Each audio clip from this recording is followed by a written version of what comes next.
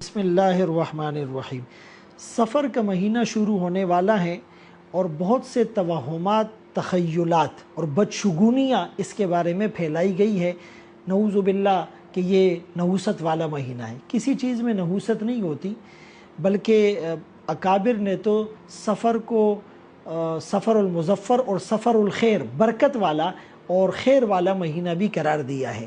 وہ جو رسول اللہ صلی اللہ علیہ وسلم نے فرمایا لا عدوہ ولا سفر ولا حامہ، کہ کوئی بیماری اللہ کے حکم کے بغیر تعدی نہیں ہوتی، اور اسی طرح سفر میں کوئی نحوست نہیں ہوتی، اور وہ جو الو یا پرندے کے اڑنے سے بدشگونیاں ہوتی تھی، اس کا کوئی اعتبار نہیں ہے۔ بنیادی طور پر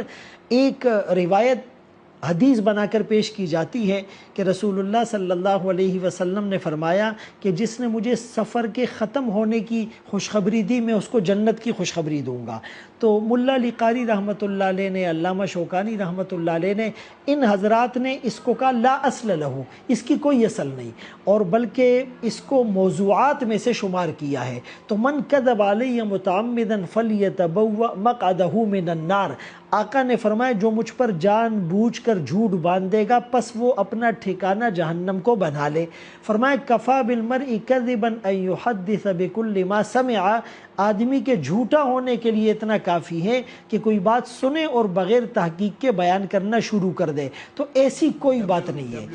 اور بعض لوگ یہ کہتے ہیں کہ جی چونکہ سفر کا جو آخری بدھ تھا، یعنی سفر کے مہینے کا، تو اس میں آپ صلی اللہ علیہ وسلم کو بیماری سے شفا ملی تھی، اسی لیے شکرانے کے طور پر وہ لوگ جو ہے اس دن کا روزہ رکھتے ہیں، اور اس دن مٹھائی اور شیرینی تقسیم کی جاتی ہے۔ تو بہرحال پہلی والی روایت وہ تو اس کی کوئی اصل نہیں، وہ موضوع ہے۔ بالفرض اگر اس روایت کو صحیح مان لیا جائے، بالفرض کہ جو مجھے سفر ختم ہونے کی بشارت دے، میں اس کو جنت کی بشارت دوں گا،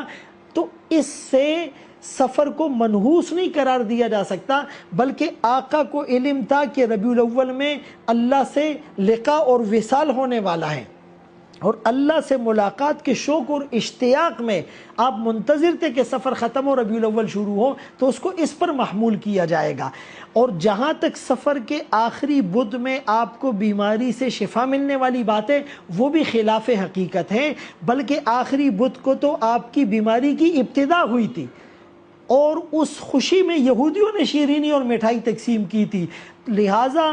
ایسے موقع پر شیرینی مٹھائی تقسیم کرنا یا اس کو کچوری والا پیر والا روزہ قرار دینا، اور اس دن خاص قسم کے نفل پڑھ کر ایسی کوئی نئی عبادت اور بدعت ایجاد کرنا، شریعت میں اس کا کوئی ثبوت نہیں ہے۔ ہمارا دین ایک مضبوط فاؤنڈیشن کے اوپر، ایک مضبوط اساس اور عقیدے کے اوپر قائم ہے، قرآن اور سنت، اور اس سے ریلیونٹ جو چیزیں ہوتی ہیں اسی پر ہم عمل کریں گے۔ ادھر ادھر کے توہمات، تخیلات اور بغیر حوالوں کے غیر مدلل، غیر مستند، غیر تحقیقی باتوں سے ہم اپنے آپ کو دور رکھیں گے۔ اللہ تعالیٰ ہم سب کو